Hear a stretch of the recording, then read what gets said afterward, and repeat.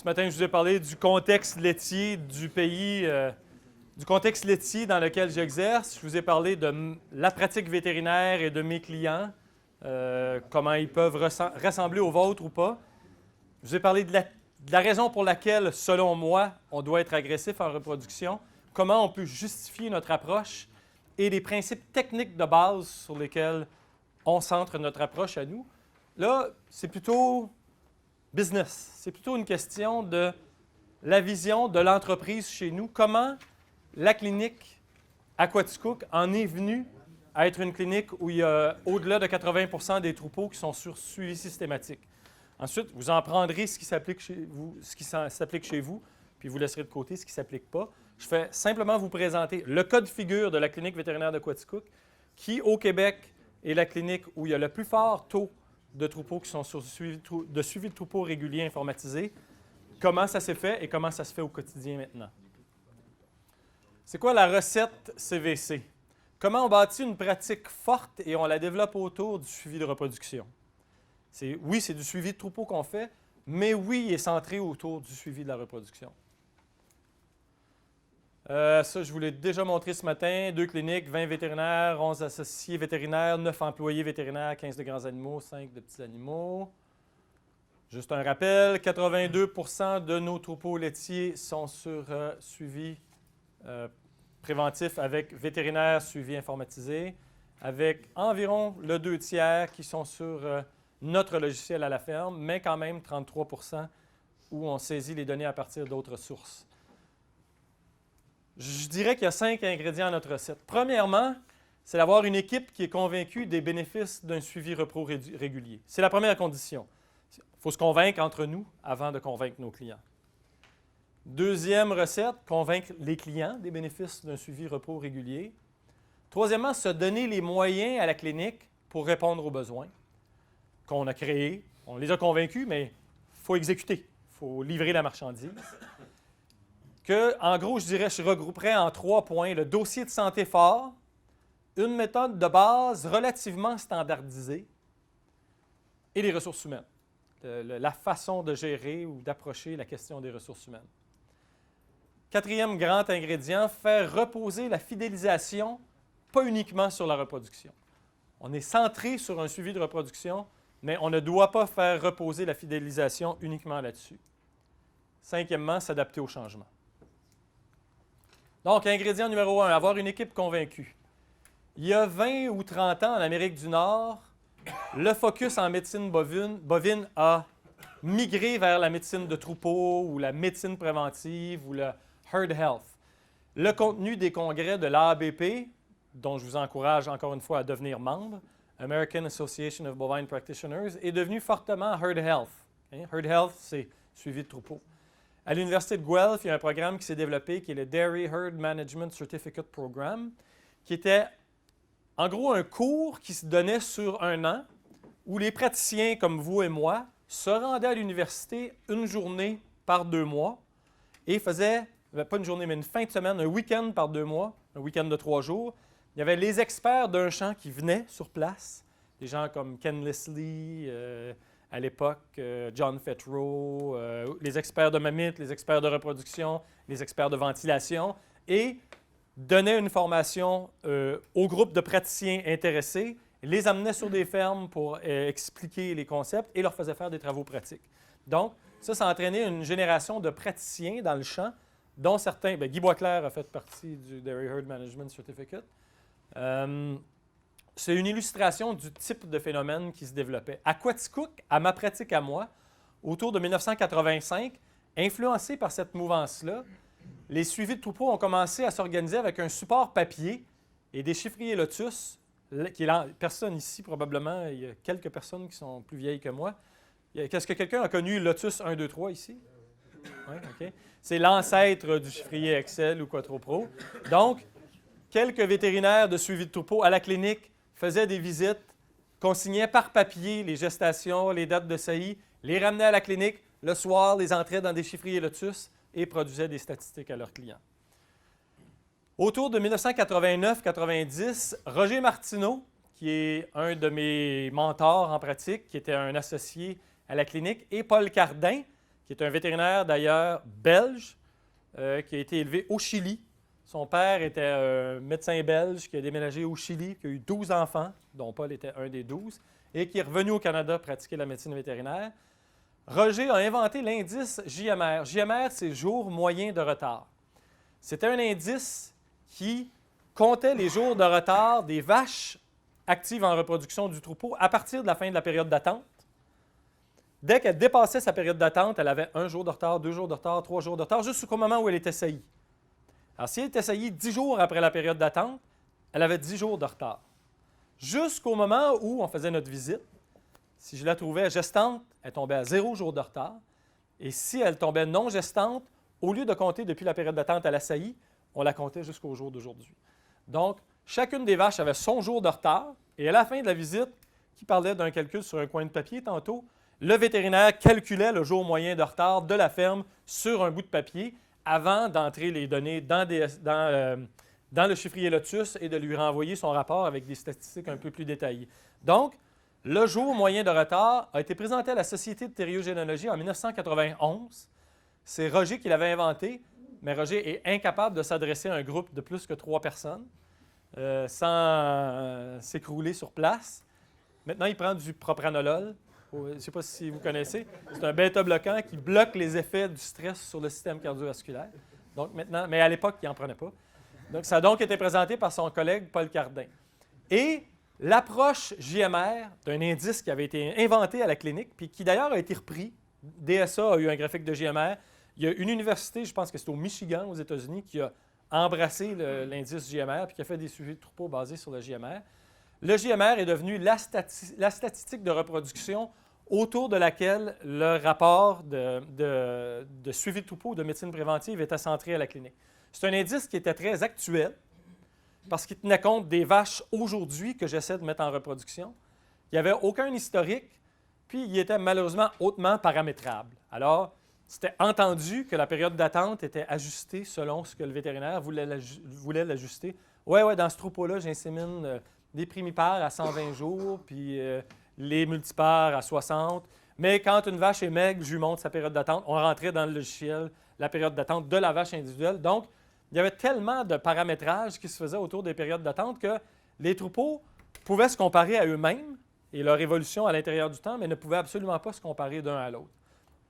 On est resté férocement attachés au JMR parce qu'évidemment, c'était le bébé de notre clinique pendant des années. On a insisté quand DSA est arrivé pour que le JMR soit inclus dans DSA, mais on l'a maintenant abandonné. On ne s'en sert plus parce qu'un jour, le taux de gestation est arrivé, qui est l'indice parfait sur lequel on base maintenant le suivi de la reproduction. On l'a abandonné même à Quaticook. OK, donc, le JMR a été inventé et les suivis avec JMR ont été systématisés dans un logiciel maison qui a été développé par un programmeur de la ville voisine pour faire une espèce de chiffrier qui sortait un rapport papier. Le vétérinaire revenait de la ferme avec des rapports de saisie de données standardisés, rentrait les données dedans de reproduction et on envoyait par la poste le rapport où il y avait les vélages prévus, les tarissements prévus, le graphique de JMR. Au fil des années, il y a eu la création d'ASTLQ, Amélioration de la santé des troupeaux laitiers du Québec, qui, comme je vous l'ai dit dans ma première présentation, a été favorisé un peu par notre système ASAC, qui donnait une certaine stabilité de la main-d'œuvre vétérinaire au Québec et qui favorisait les clients des régions les plus éloignées à pouvoir se payer des services vétérinaires qu'ils n'auraient peut-être pas pu s'offrir. L'ASTLQ a créé une espèce de groupe d'intérêt qui a créé le logiciel DSA. À ce moment-là, l'approche JMR était déjà fortement standardisée à la clinique à Quaticook, puis il y avait eu un essor de la médecine préventive. Il y avait beaucoup de troupeaux, pas 80 %, mais il y avait un fort nombre de troupeaux qui étaient sursuivis avec tenue de dossier informatisé, mais support papier à la ferme et postal. On parle de 1990, qui était déjà très installé. Donc, DSA est arrivé. À la clinique, DSA a été intégré comme dossier de santé.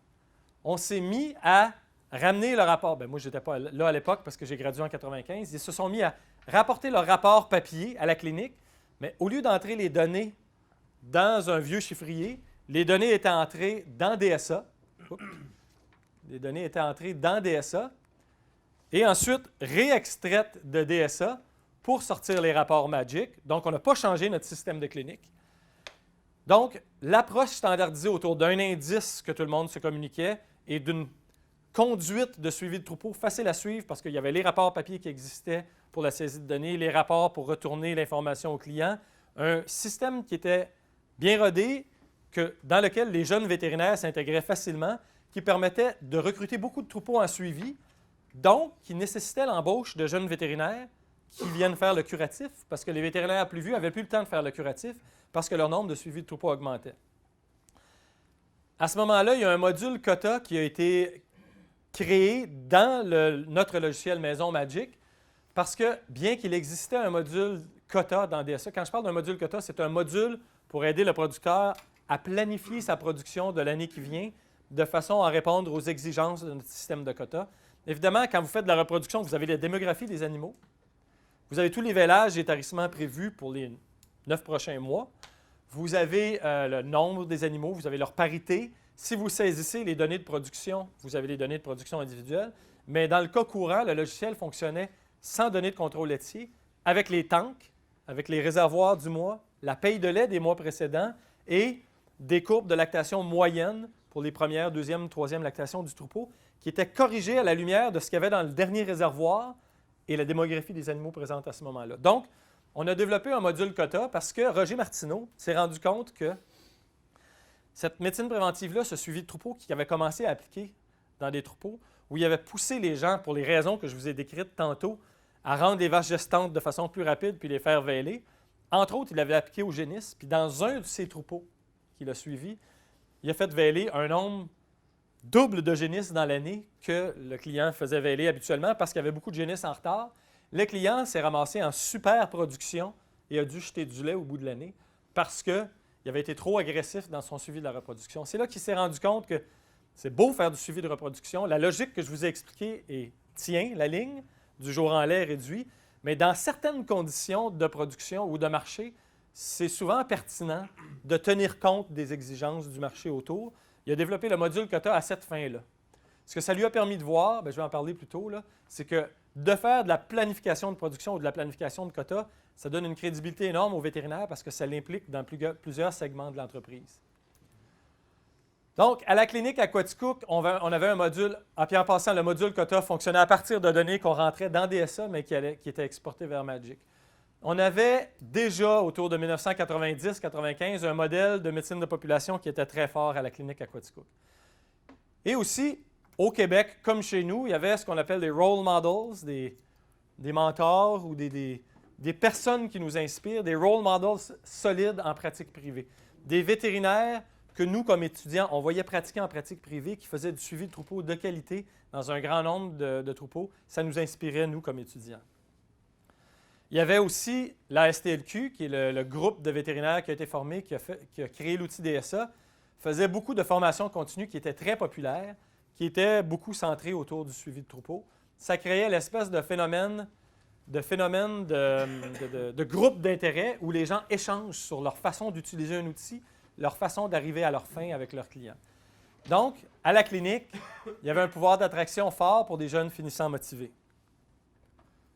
Et une facilité de les intégrer à un modèle qui est déjà tout prêt. À l'époque, on avait un grand tableau sur la porte de la salle de conférence où il y avait tous les vétérinaires qui font du suivi de troupeaux, avec, pour chacun, tous ces troupeaux et le JMR du mois, le jour moyen retard du mois, avec en haut, à chaque vétérinaire ici, là, son JMR moyen du mois. Alors moi, j'étais un jeune vétérinaire. Mes troupeaux, il y avait un JMR de 18,2 ce mois-là. Okay? Les vaches avaient 18,2 jours de retard. Alors, mon collègue Jim ici avait 26,8. Par contre, Robert Daudier avait 18,3. Puis Éric Martineau, il avait 28,5 ce mois-là. Okay?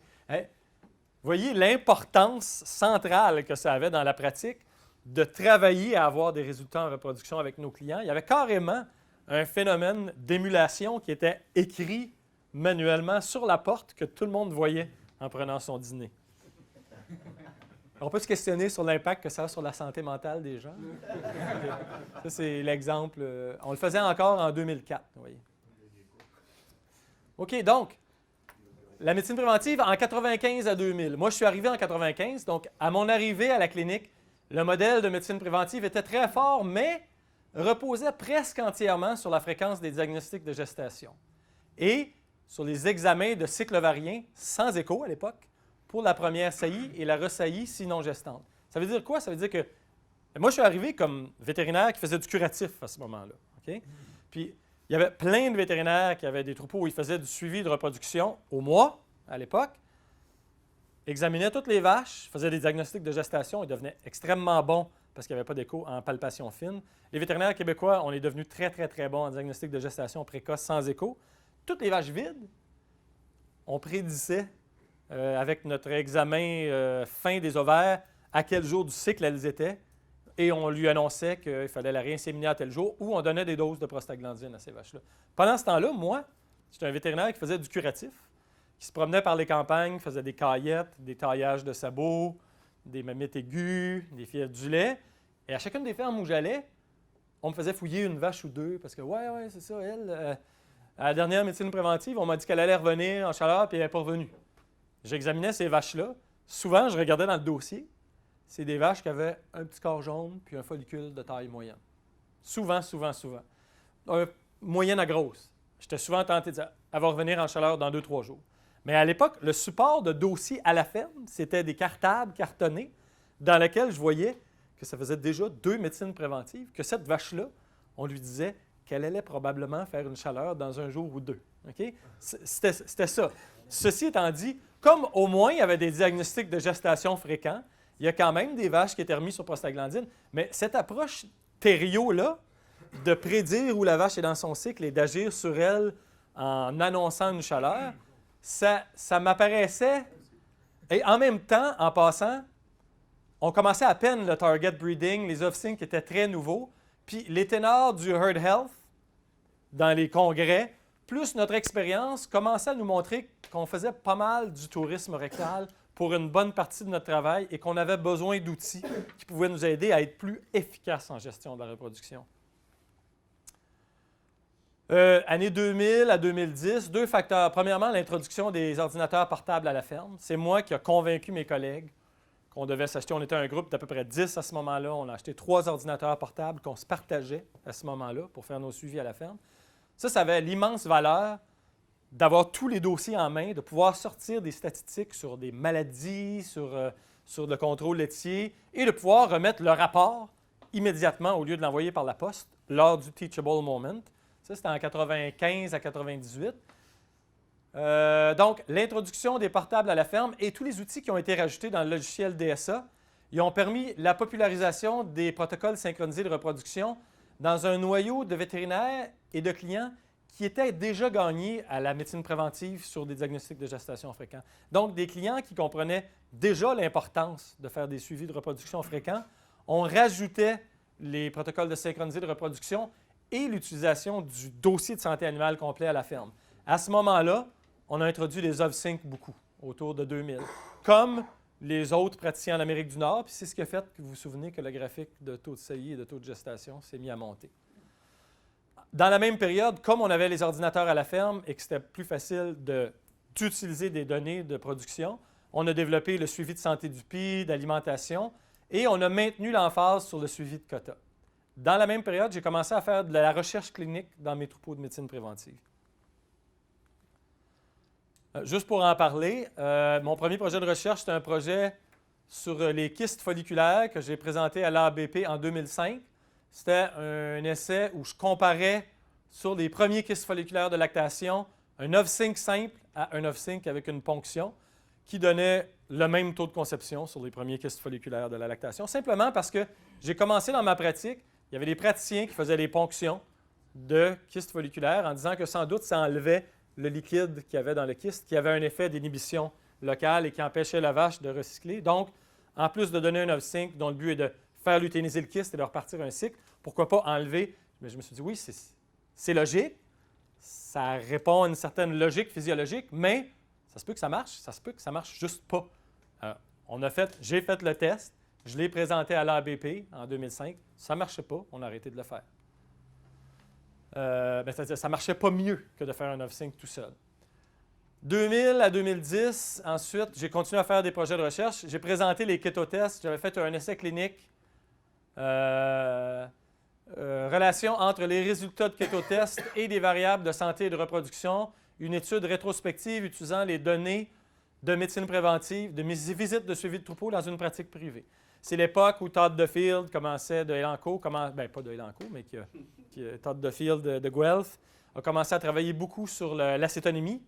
Donc, moi, je voulais voir dans ma pratique à moi, si je fais des kétotests, parce que les précisions extra n'existaient pas à l'époque, si je fais des kétotests dans mes visites de médecine préventive, à toutes les vaches qui sont entre 4 et 21 jours, je continue à faire mes médecines préventives, je note les caillettes, j'ai toute l'information de reproduction, les diagnostics de gestation, les saillies. C'est une mine d'or. Je peux voir s'il y a un lien entre les résultats de kétotest positifs et des variables de santé et de reproduction dans mes troupeaux. Ensuite de ça, en 2010-2015, j'ai démarré le projet Double of Sync que j'ai présenté à Albuquerque en 2014, dont je vous ai parlé tantôt. Ce que ça a eu comme effet, l'étude Double of Sync, c'est que comme ça impliquait plusieurs vétérinaires et que ça coïncidait avec l'époque de l'augmentation de popularité des protocoles synchronisés de reproduction, ça a eu un effet d'entraînement dans l'équipe et la clientèle. Les troupeaux grandissaient à l'époque. Ça a eu un effet majeur sur la popularité des protocoles synchronisés dans nos troupeaux. Donc, en gros, ça, c'est ce qui s'est passé jusqu'aux 5 dernières années. Une approche standardisée qui était centrée sur la reproduction, mais à laquelle on a ajouté des dossiers de santé complets et de la planification de quotas, et qui nous a... à laquelle, moi, j'ai greffé de la recherche clinique qui a permis de mousser l'intérêt chez nos clients, puis qui nous donnait une excuse à chaque fois de présenter quelque chose de nouveau à nos clients pour amorcer la discussion sur un sujet particulier. Les 3 dernières années, je dirais que ça a été une période où on commence à s'ajuster aux pressions compétitives.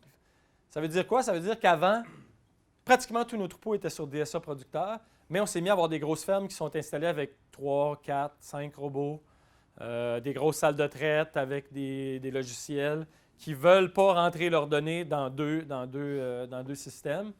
Plus d'automatisation, entre autres pour monitorer les chaleurs, et du service conseil en reproduction qui est offert par plusieurs autres intervenants.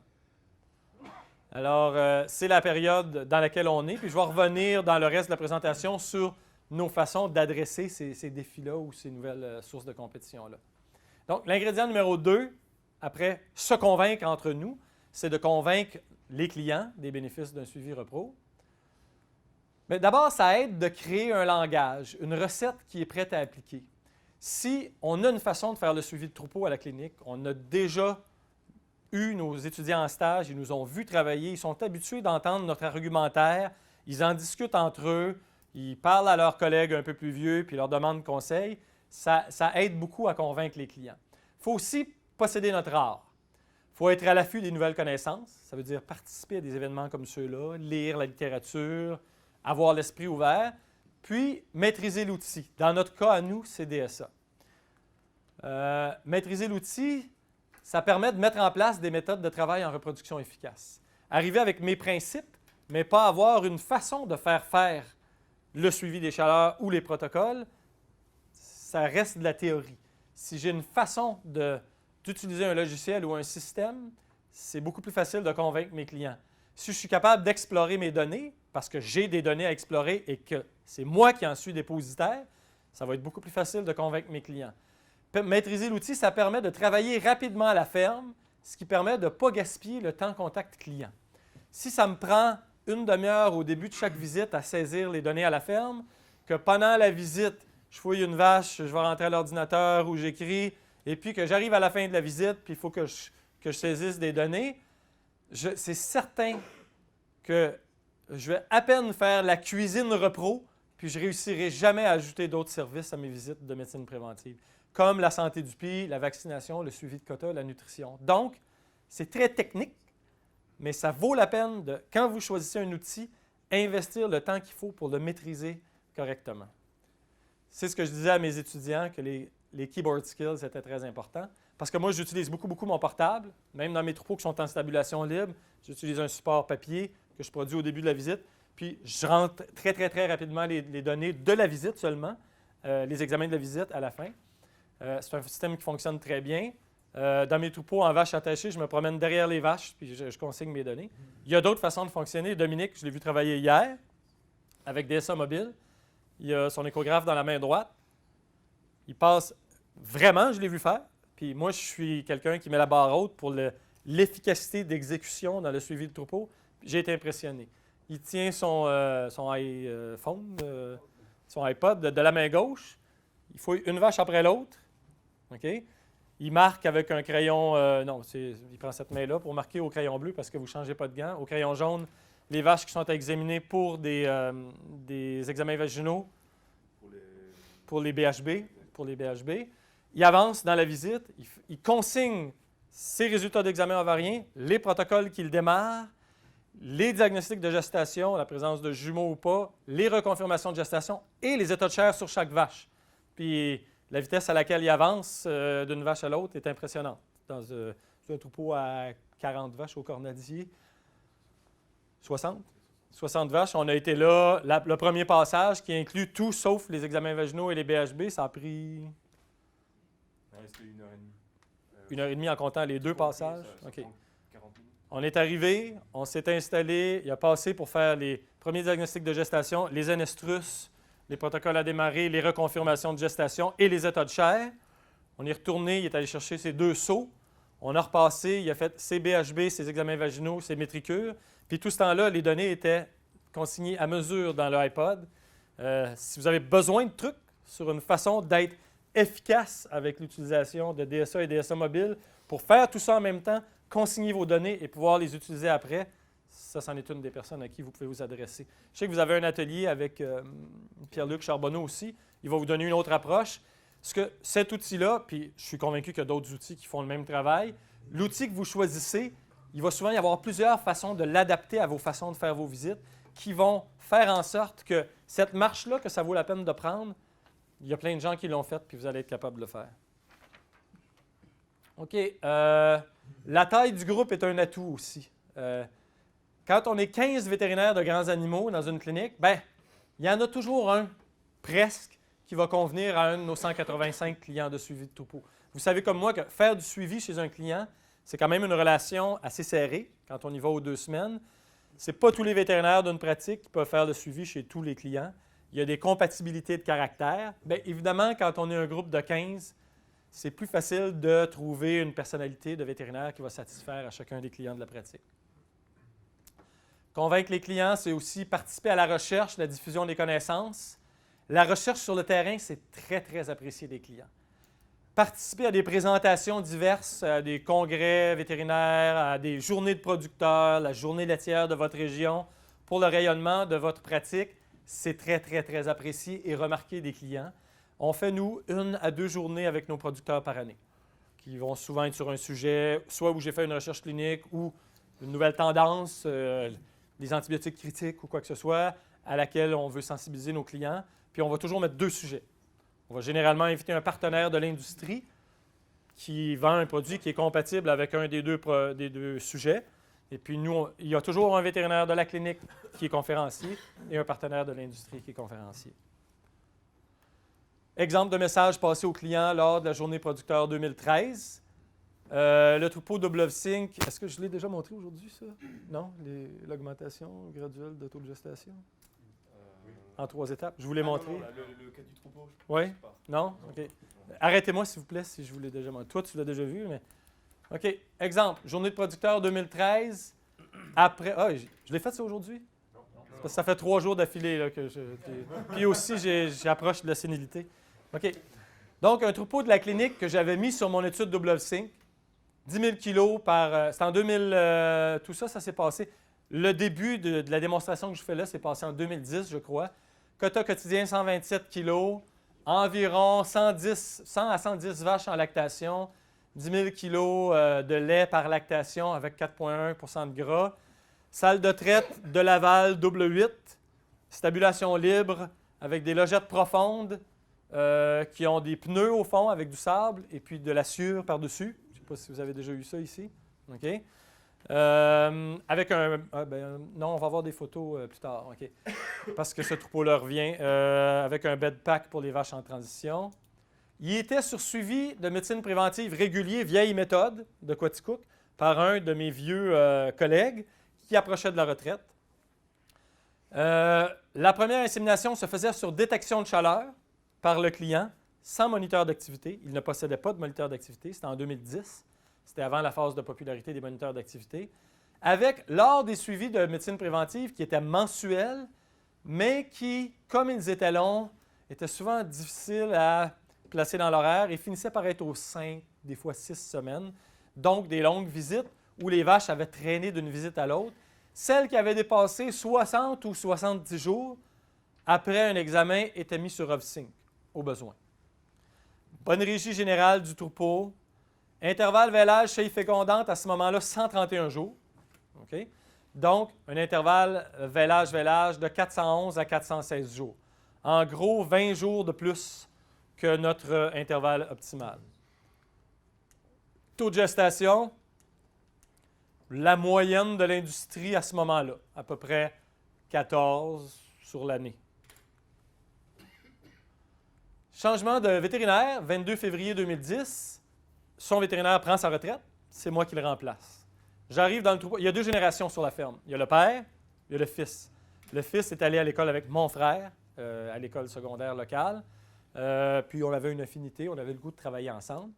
Première chose que je lui suggère, c'est de passer aux visites aux 2 semaines. Parce que moi, les énormes visites mensuelles où le travail déborde, puis on n'a jamais le temps de finir de faire, ça ne me plaît pas. J'aime bien être systématique. On passe aux visites aux 2 semaines. On continue, même système.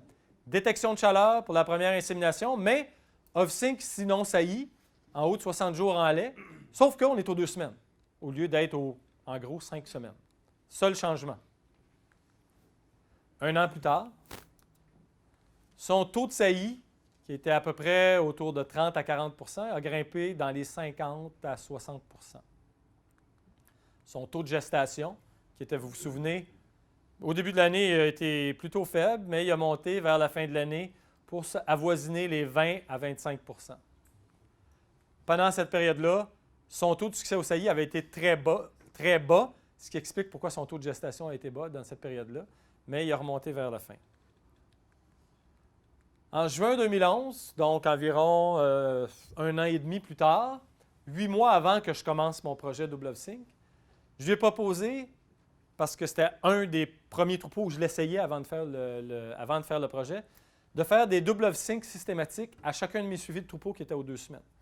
J'ai dit, on a un taux de gestation non satisfaisant. On sait pour avoir analysé que c'est parce que ton taux de saillie pourrait être beaucoup plus haut. Puis, il y a ce nouveau protocole-là qui existe, dont le taux de conception en première saillie, apparemment, serait meilleur. Est-ce que ça te tente qu'on l'essaye chez vous? On l'essaye. Toutes les vaches à 33 jours en lait et plus, démarrées sur double OVSync. Le taux de gestation, donc, on a dit que c'était en juin 2011. De juin 2011 à juin 2012, son taux de gestation est passé à une ligne de base de 20, avec des pics à 35. Si je faisais une moyenne annuelle, je serais peut-être à 23.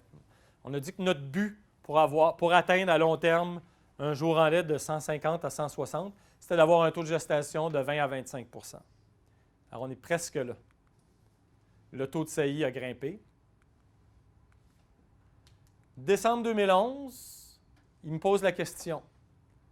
Un moniteur d'activité, est-ce que ça vaudrait la peine? Est-ce que ce serait une bonne idée? J'ai dit, bon, on a fait un bon travail pour la première saillie. On a systématisé la première saillie et ça a eu un impact sur ton taux de saillie, ton taux de gestation. Mais la deuxième, qu'est-ce qu'il y en est? On va regarder tes données.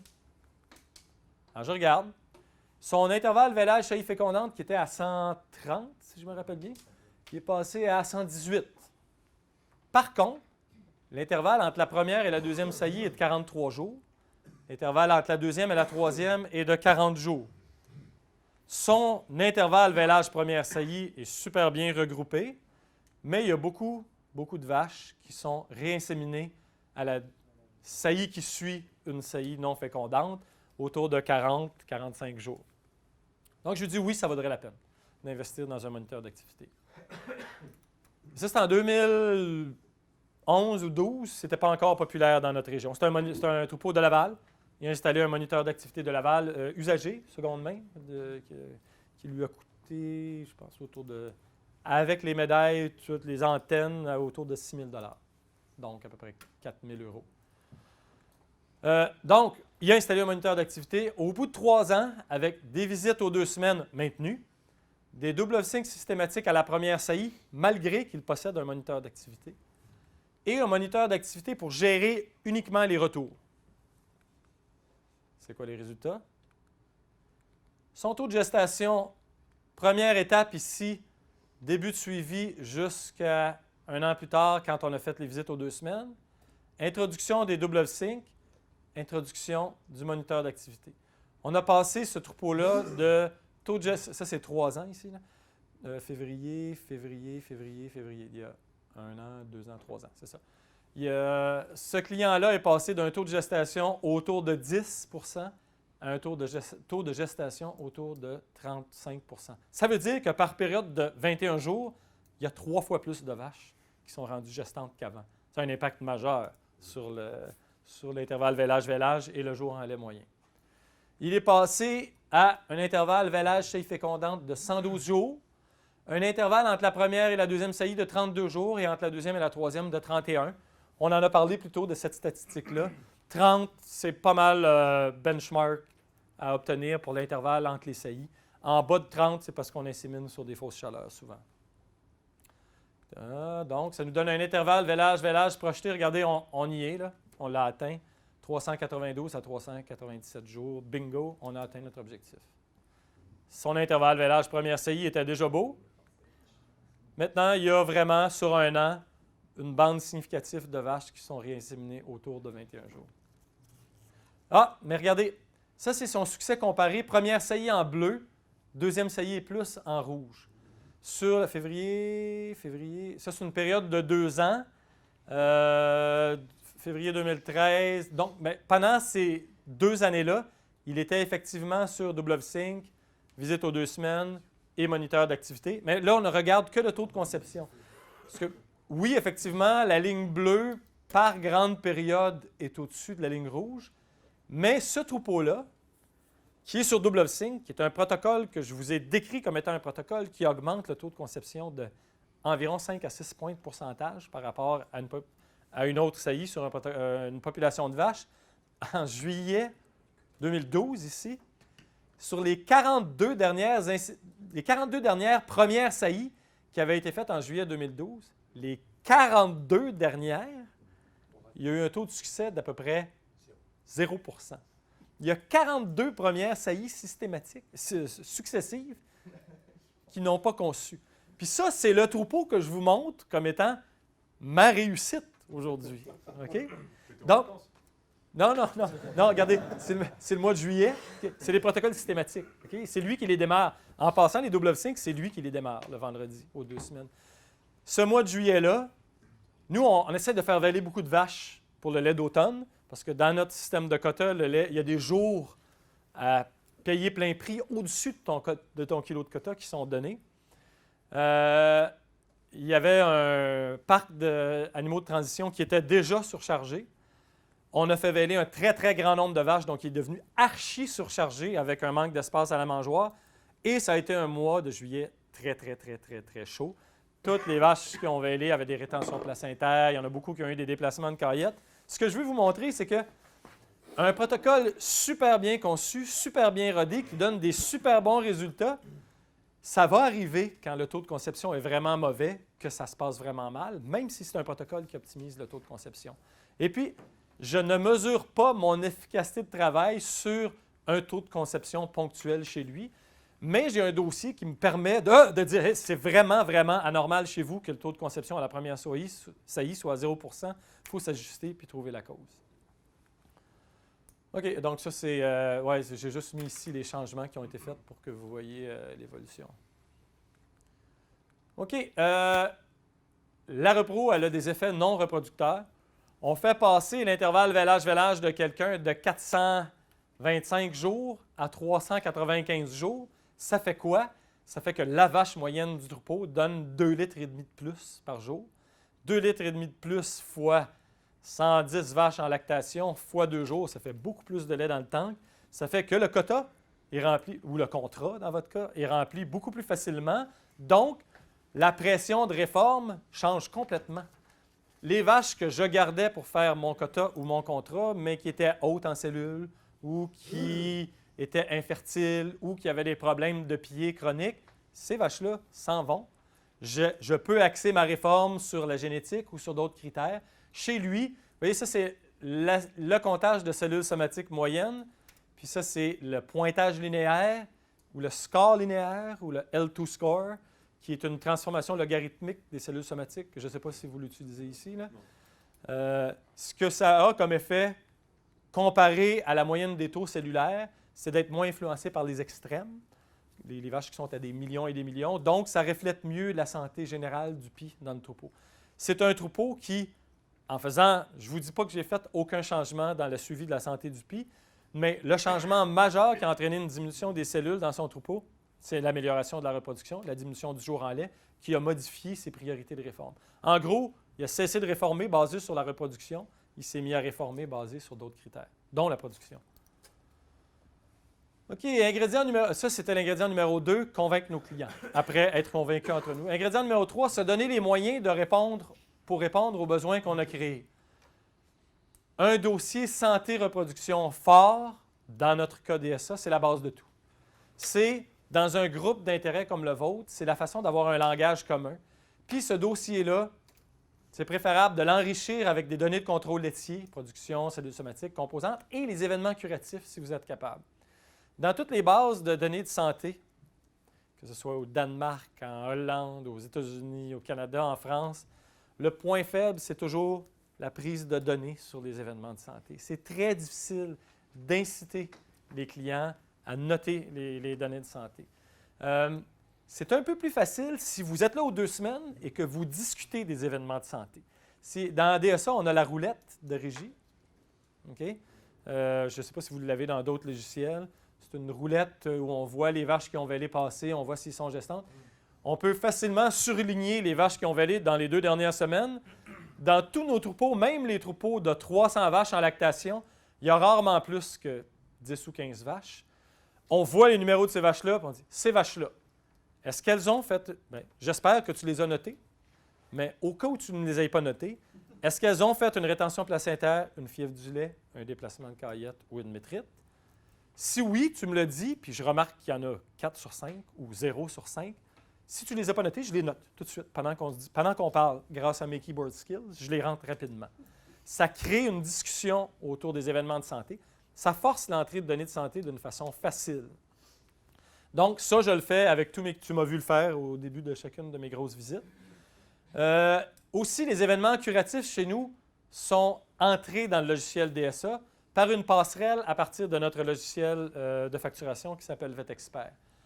Ça existe depuis une quinzaine d'années, mais moi, quand je suis arrivé à la clinique, on faisait encore de la facturation papier à la clinique. J'ai instauré, avec nos agents de saisie de données, nos secrétaires, une entrée manuelle dans DSA à partir des factures papier de tous les événements curatifs que les vétérinaires voient à la ferme.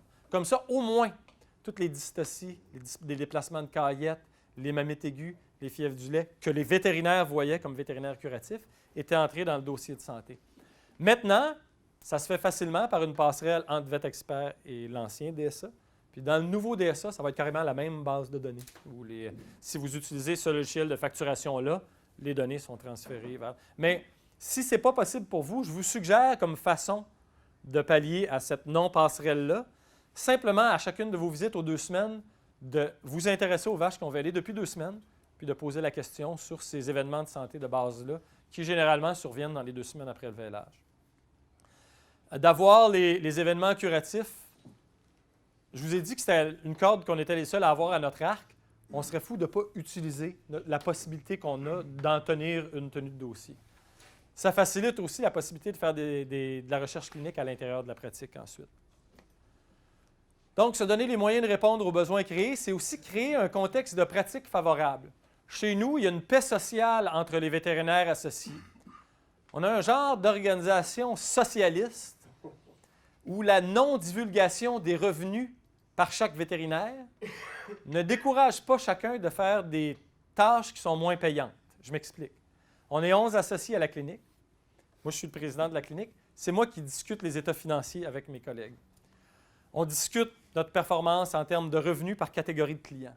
de revenus par vente de médicaments, de revenus par mois comparé au même mois de l'année d'avant, hein, cumulatif pour le seul mois, pour le tarif horaire versus les visites, chez les clients où on fait de la médecine préventive versus le 20 % où on ne le fait pas, comparé à ceux qui sont en bovine boucherie. On analyse tout ça.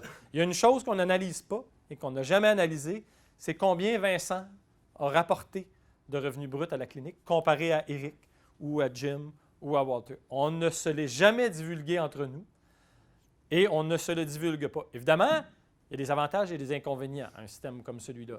Ce n'est pas un système qui est conçu pour encourager la performance. C'est un système où il peut y avoir des gens qui vont s'installer dans une espèce de logique de profiter des autres, un peu comme dans une société. Dans une société, il y a clairement des gens qui génèrent moins de richesses ou de biens et qui profitent du service commun. Mais le fait d'habiter en société et de partager les revenus, bien, ça permet d'avoir des routes, des écoles, etc., qui servent à tout le monde. On applique exactement cette logique-là. On applique exactement cette logique-là à notre organisation. Ça fait en sorte qu'on a un groupe de 15 vétérinaires dans lequel il règne une paix sociale et que moi, je peux venir ici aujourd'hui.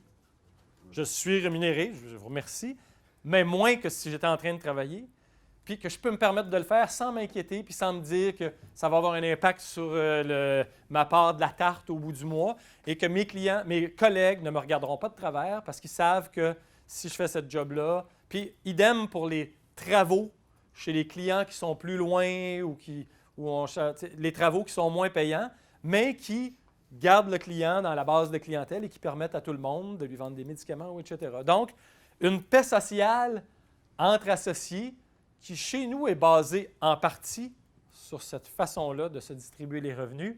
Ça a été central chez nous. Aussi, on parle toujours des moyens qu'on se donne comme pratique pour répondre aux besoins créés. Des horaires qui permettent aux vétérinaires de faire du suivi sans se casser la tête.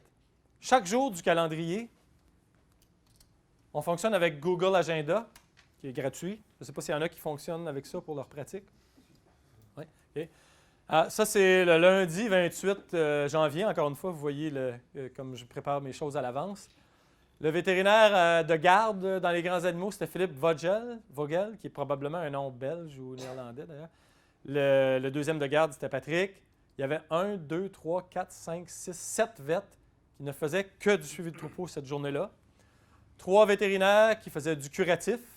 Puis en bas, ici, il y aurait les vétérinaires. Vincent voyage en France, dans le bas de la feuille. Et puis Jim en congé parce qu'il a été de garde en fin de semaine, etc. Donc, on s'est donné une structure où le vet, qui est en suivi de troupeau, il est en suivi de troupeau. Il peut se consacrer à ça. Il n'y a pas à se stresser à aller couvrir pour les codes curatifs. Bon, c'est convenu qu'à la fin de la journée, si les 3 qui sont sur la route ont encore 12 cas qui sont jaunes ou rouges, donc pas encore complétés, c'est convenu dans notre organisation socialiste que ce serait bienvenu d'aller aider à nettoyer le calendrier des derniers cas curatifs qui restent. Toujours dans la logique de se donner les moyens de répondre aux besoins créés, on a un personnel qui fait de l'entrée de données DSA à la clinique jusqu'à 21 h tous les soirs. Ça permet aux vétérinaires, on parlait de la marche à franchir pour faire l'entrée de données. On maximise l'entrée de données qui est faite par du personnel non vétérinaire à la clinique. Ça permet aux vétérinaires de ne pas s'alourdir avec des tâches cléricales quand ils préparent leur visite de médecine préventive. Aussi, la taille du groupe, on est 15, ça permet de se diviser les gardes. Ce qu'on appelle les gardes, c'est les urgences, là, de nuit et de fin de semaine. Et ça libère la disponibilité mentale aux vétérinaires. On est 12 à faire des gardes en ce moment parce qu'il y a des gens qui sont en pré-retraite. Quand tu es 12 à faire des gardes, bien, ton soir de garde revient un soir sur 12. Ton soir de deuxième de garde, de backup, revient un soir sur 12. Ta fin de semaine, ça permet d'avoir une majorité de ton temps mental de praticien qui n'est pas pollué par le fait que je dois finir mon troupeau tôt parce que je suis de garde ce soir ou je n'ai pas dormi la nuit passée, etc., etc. Et on fait du recrutement agressif de jeunes vétérinaires. Ça a été déjà à l'époque de Roger et de Paul, dans les années 85, on parlait à la clinique du coût de ne pas embaucher. Si on n'engage pas un jeune vétérinaire cette année pour faire du curatif, on arrive à peine à faire nos suivis de troupeau. Ça va aller en s'aggravant parce qu'on essaie d'en recruter d'autres. On va manquer des opportunités de revenus en suivi de troupeau, donc on doit engager. On engage un jeune. L'année d'après, on a encore le même problème. Notre bassin de troupeaux augmente. On met de plus en plus d'heures. On doit tout simplement encore engager un nouveau vétérinaire. Ou en engager 2. L'année qui vient de passer, on a engagé 2 finissants en même temps de la même classe.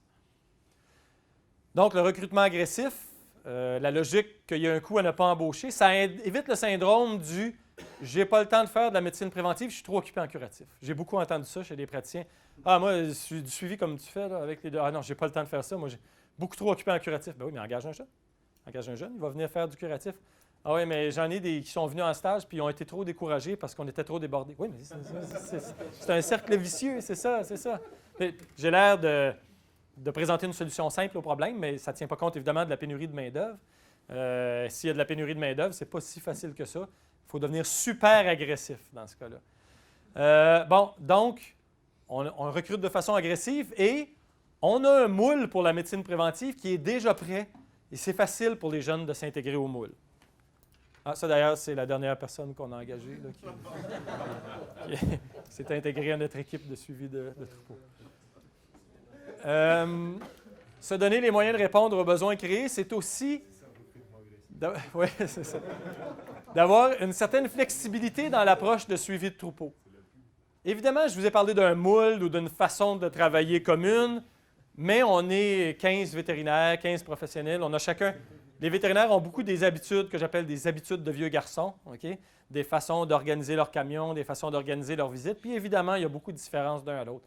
Je ne vous dirai pas qu'on fait tous les 15 la même proportion de reproduction, de santé du pied, de suivi de quotas, etc. à l'intérieur de nos troupeaux. Il y en a qui font que de la reproduction. Et ils sont rares ceux dans ma pratique qui font que de la reproduction et pas de suivi de quotas dans aucun de leurs troupeaux. Il n'y en a pas. Presque tout le monde fait au moins un peu de suivi de quotas dans un peu de ses troupeaux. Puis à l'autre extrémité, il y en a qui font du suivi de quotas dans tous leurs troupeaux, du suivi de santé du pied dans presque tous leurs troupeaux, du suivi de nutrition dans un certain nombre de leurs troupeaux. Il y a évidemment, il faut avoir une flexibilité dans l'approche de suivi de troupeaux. Différentes approches de vétérinaires, différentes sources de données selon les troupeaux aussi. C'est surtout ces dernières années, ça fait partie des choses auxquelles on a dû s'adapter. Puis différents contextes de travail selon la ferme, stabulation libre, robots, salle de traite, vaches attachées, etc. Et taille de troupeaux qui, comme vous l'avez vu, varie énormément chez nous, qui passe de 25 à 475 vaches.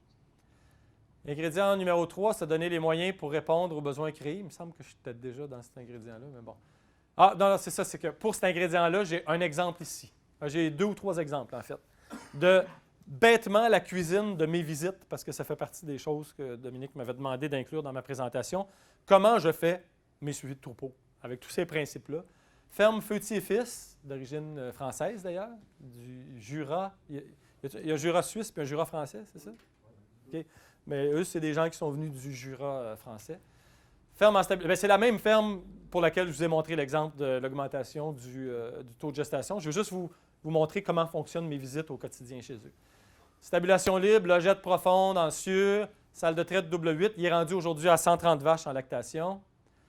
Ça, c'est les logettes profondes en sciure, okay, avec une étable typique de chez nous, une pente 4-12 avec des cheminées au plafond puis des rideaux qui sont ouverts.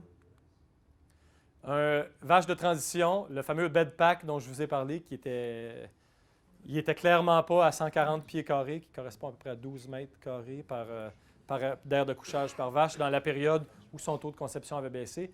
Il est sur air paillé maintenant. DSA laitier producteur à la ferme pour la saisie des données par lui. Visite aux 2 semaines que je fais chez lui avec le nouveau DSA vétérinaire. Double sync systématique, partie démarrée par le client dans DSA LP chaque vendredi. Il n'y a pas besoin. C'est tellement systématique. Je n'ai plus d'outils de travail dans DSA qui lui dit de les partir. Ça fait partie de l'ADN de son organisation. Chaque vendredi, il démarre des protocoles double sync à toutes les vaches qui sont à plus de 33 jours en lait. Et c'est sa grille de DSA laitier producteur qui est l'équivalent à l'écran du rapport de fin de visite avec les injections à faire que DSA sort en papier. C'est sa grille qui lui donne ces injections, mélangées à travers les retours de chaleur à surveiller basés sur saillies qui ont été faites. Et il a un moniteur d'activité, comme je vous l'ai dit, qu'il a acheté en 2012 pour ses retours en chaleur. Moniteur d'activité de Laval, mais qui n'est aucunement utilisé pour la première saillie. Donc, la veille de ma visite, la préparation de la visite est faite par les assistantes à la clinique. elles vont télécharger le contrôle laitier et le joindre au fichier DSA. S'il y a des erreurs d'appariement parce qu'il y a des nouveaux numéros de boucle d'oreille, c'est elles qui s'en occupent. Ce n'est pas moi. OK? Elles vont saisir les données du réservoir et de la paye des derniers réservoirs qui sont disponibles sur Internet.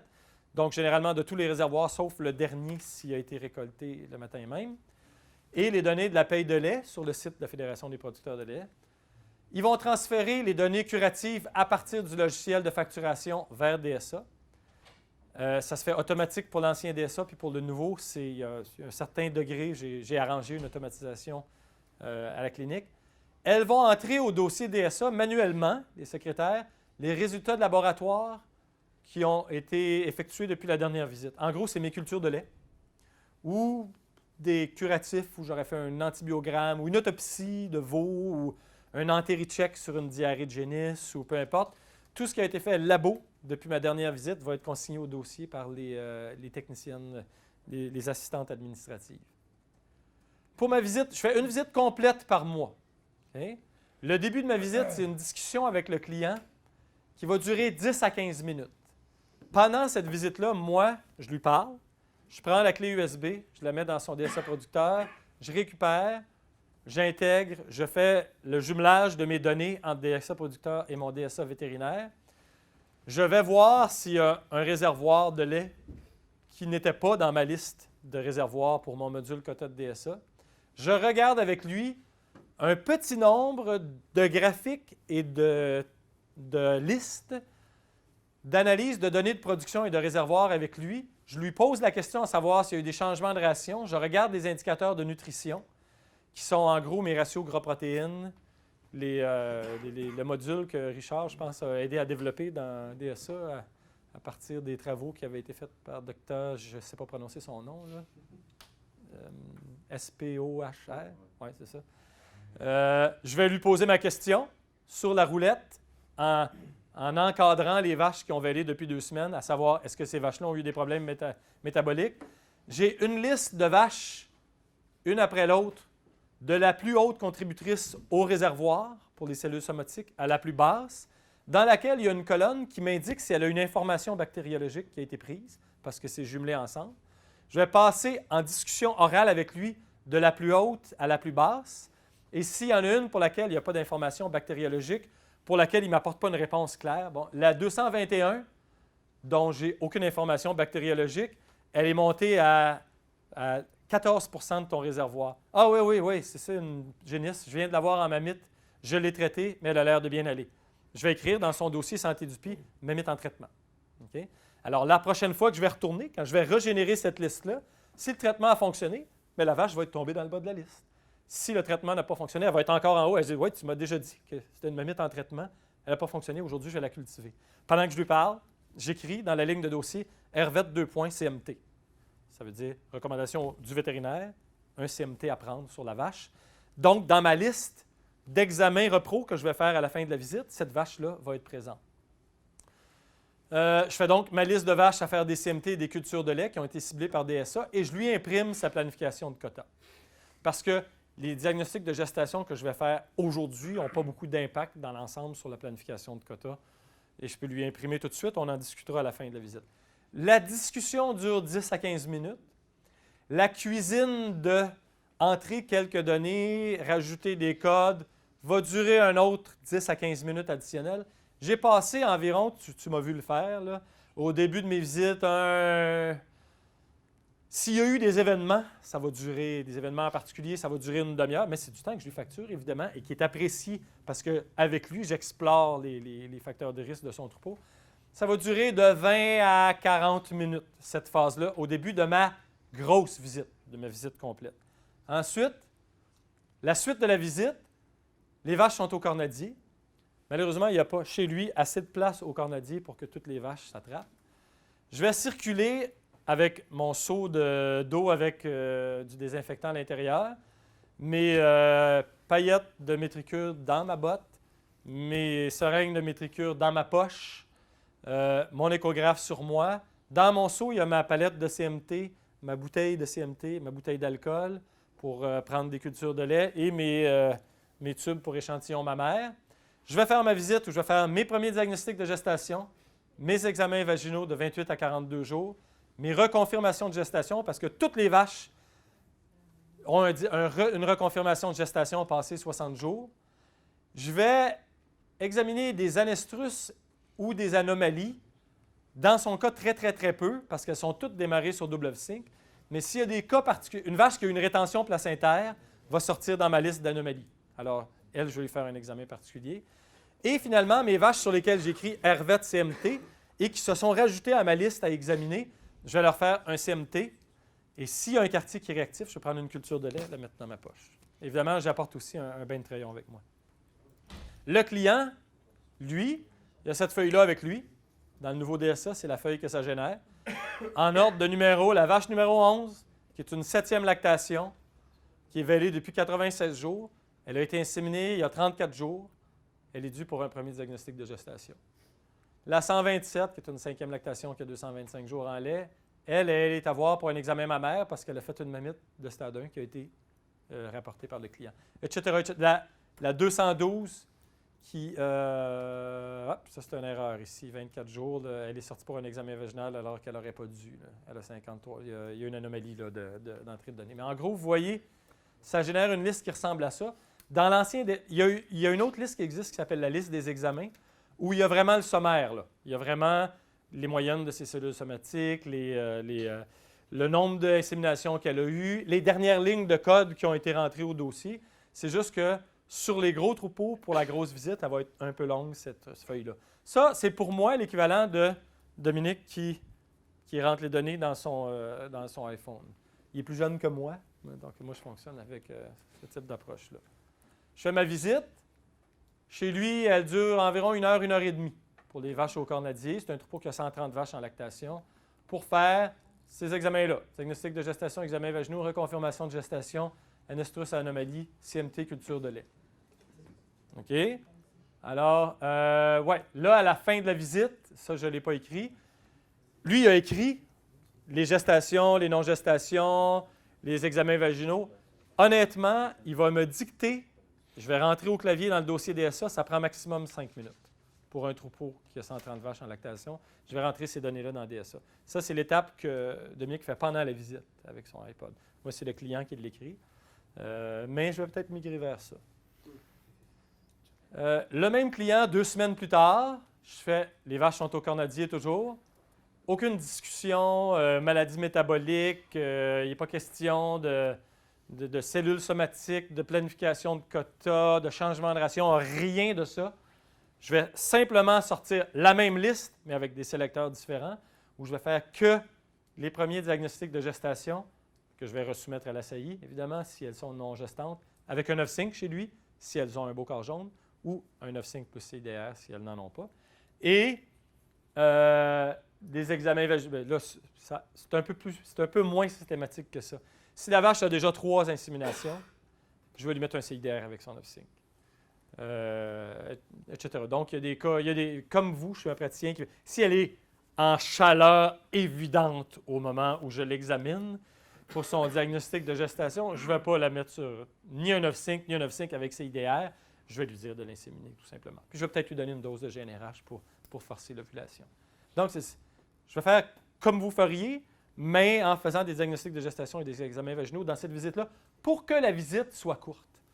Le temps total va être à partir du moment où j'entre dans l'étable, que je saisis la clé USB, j'imprime ma liste, je vais faire la visite, je reviens, je saisis les données pendant qu'il me les dicte, je lui retransfère le fichier dans son DSA. Pour ce troupeau-là de 130 vaches en lactation, je ne veux pas que ça dépasse trop 1 heure, à moins qu'il me montre une caillette. Parce que c'est central dans ma façon de les habituer à ce que ce ne soit pas trop majeur dans leur calendrier que Vincent vienne pour la mini-visite. Si c'est trop gros, ça va plus souvent être reporté ou annulé. Donc, on va perdre la systématisation puis la cyclicité. Cas numéro 2, ferme régifère. Oui? Donc là, tu ne fais pas de reconfirmation? Non, à ma mini-visite, je ne fais pas de reconfirmation.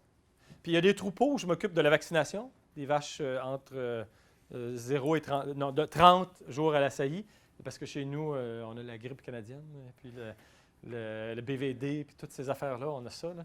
Donc, On donne des vaccins vivants entre 30 jours et la saillie. Les troupeaux, ce genre d'interventions spécifiques aux troupeaux-là sont dans ma grosse visite. Okay? Mais rien de ça va être dans... La mini-visite, dans tous mes troupeaux, c'est premier diagnostic de gestation et examens vaginaux. Que tu peux déléguer facilement, ça. Facilement. D'ailleurs, quand je pars pour donner des conférences, tout simplement, dans ce troupeau-là, au lieu d'être une grosse visite, ça va être une mini-visite. Bien, il y a certains clients où je fais faire la grosse visite par le remplaçant, mais certains troupeaux où ces mandats-là sont un petit peu plus difficiles, je vais les faire la mini-visite, mais je n'aurai rien perdu sur le taux de saillie. Le taux de saillie, tout va continuer. Ferme régifère, stabulation entravée, vétuste, des logettes avec ce que lui se plaît à appeler un matelas, de la sciure et de la paille, et les fameuses arches que j'appelle les arches tuvaches, que je vais vous montrer en photo. 90 vaches en lactation. Allez, ça, c'est la ferme. Puis, vous voyez, c'est les arches. Je ne sais pas si vous avez... De toute façon, vous n'avez plus de stabulation entravée. Mais quand on avait des stabulations entravées, c'était exactement le pire modèle d'arche. Parce que le mouvement naturel de la vache, quand elle se lève, c'est de s'envoyer la tête vers l'avant de 1,5 pied. C'est de 75 cm à peu près. Chaque fois qu'elle veut le faire là-dedans, elle va se cogner. Donc, elle apprend à se lever. Ça, c'est le cas type de... Elle s'adaptera à la logette. Le contraire de ce que Gordie Jones fait, d'adapter la logette à la vache. Donc, vache attachée, il est sur DSA laitier producteur à la ferme pour la saisie de données. Ses visites sont aux 2 semaines avec le nouveau DSA. Des double sync systématiques, mais parti par mois lors de ma visite, à chaque 2 semaines. Lui fait le suivi des injections et des chaleurs sur la grille de DSA LP sur l'ordinateur de la ferme. Et de l'observation pour les retours en chaleur parce qu'il est en stabulation entravée. Donc, le moniteur d'activité ne fonctionnerait pas. Même chose, préparation de la visite la veille par les assistantes, contrôle laitier, saisie de données de réservoir, transfert de données curatives, entrée au dossier DSA du labo. Dans ma visite complète par mois, chez lui, je vais mettre mon ordinateur sur le chariot de traite. OK? Alors, au début de la visite, même discussion, 10-15 minutes.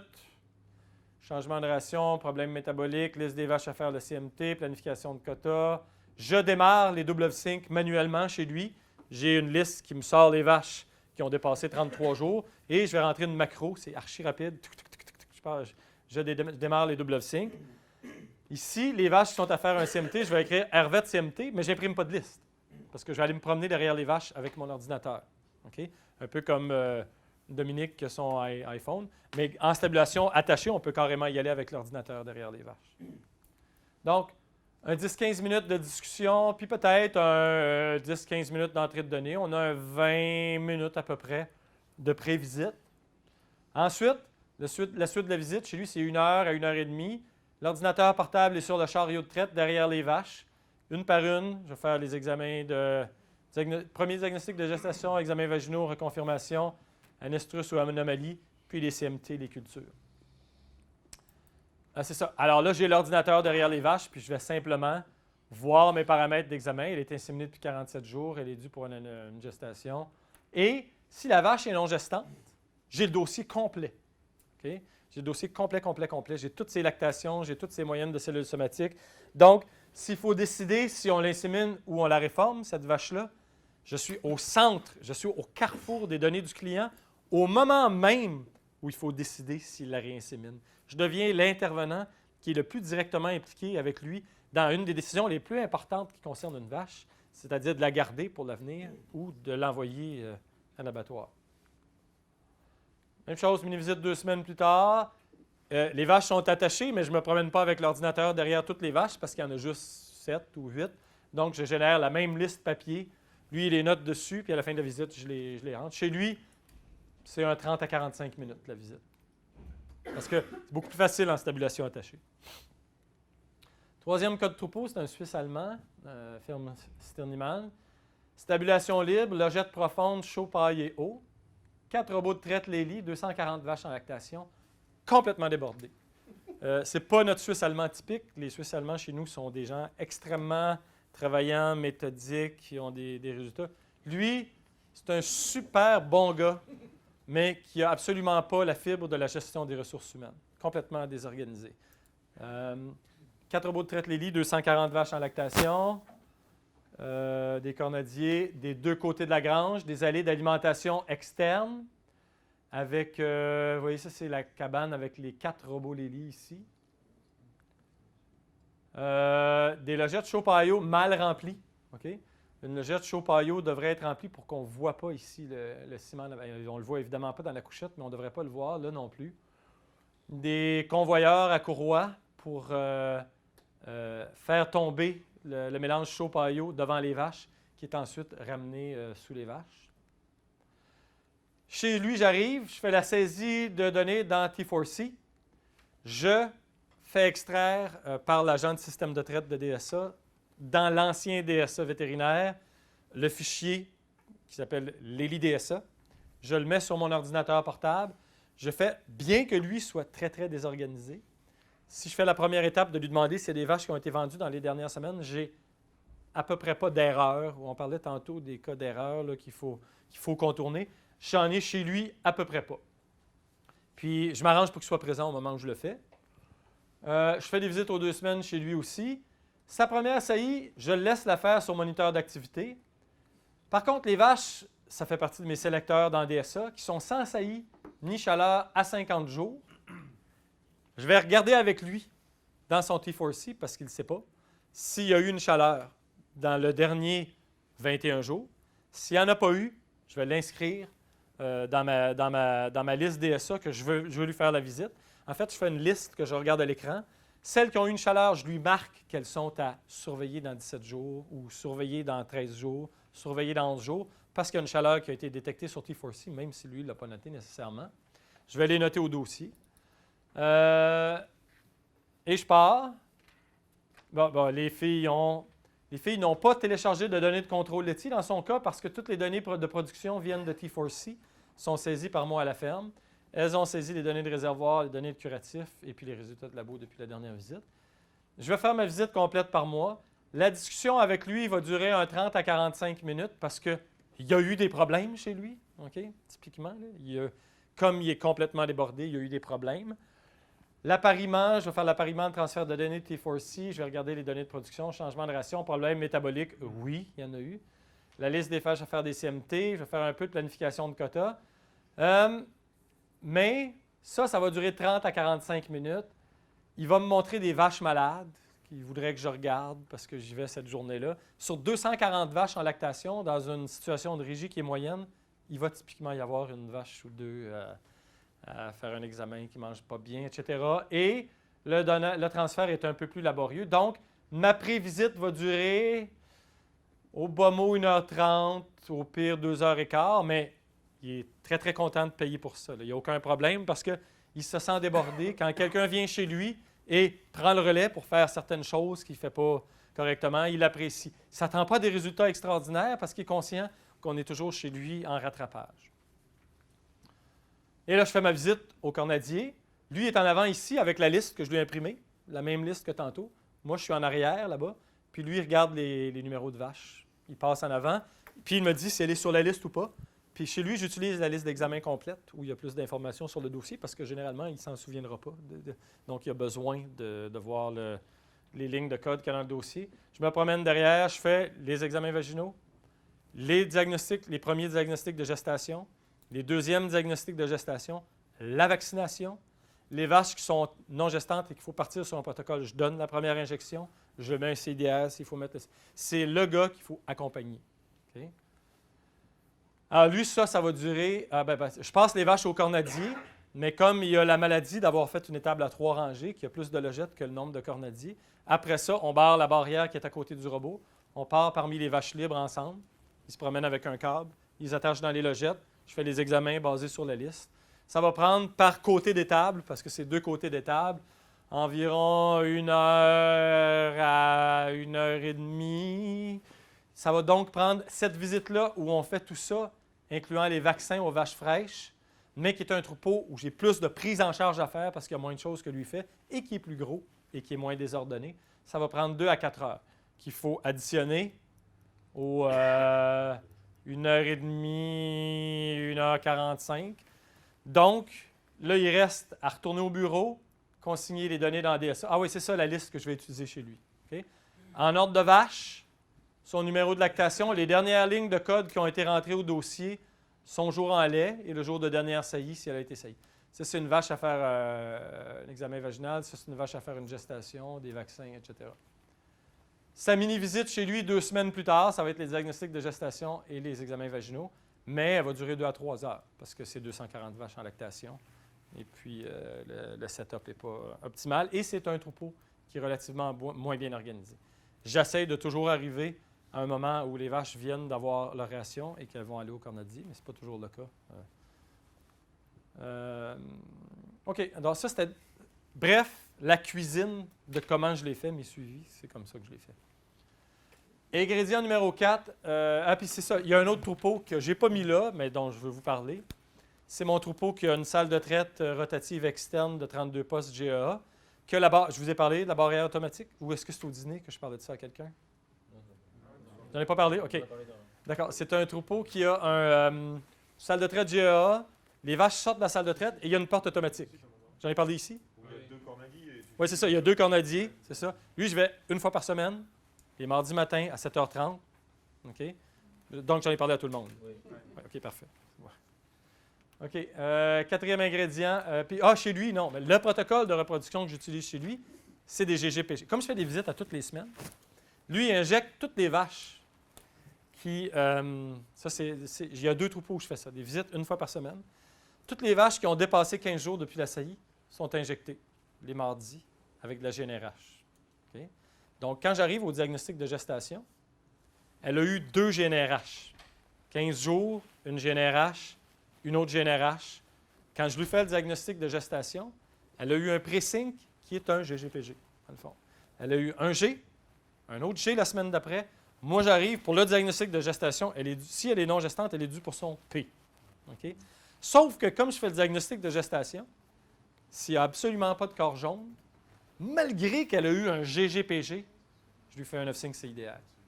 Okay? Donc ça commence à être une grosse intervention, mais je trouve que avoir eu une amorce de GGPG complète, si je n'ai même pas encore de corps jaune, bien toi, ma grande, tu es une ovulatoire, tu as besoin d'un CIDR.